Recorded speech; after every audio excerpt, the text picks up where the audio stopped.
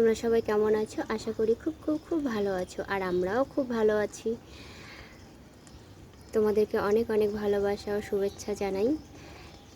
তো দেখো এটা কি রান্না করেছি।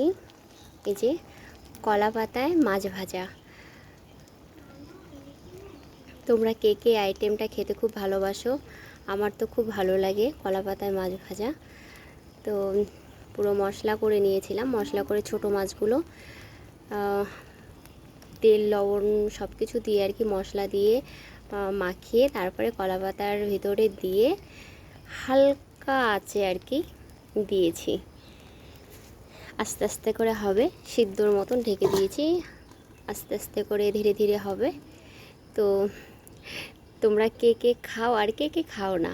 আমাদের তো খুব ভালো লাগে এসব খেতে, মাঝে মধ্যেই আমরা করি এরকম কলা পাতাতে মাছ ভাজা, মাঝে মধ্যেই করি, খুব ভালো লাগে। ছেলেমেয়েরও খুব প্রিয়, বাড়ির লোকেরও খুব প্রিয় আর কি, খুব ভালো লাগে বলে।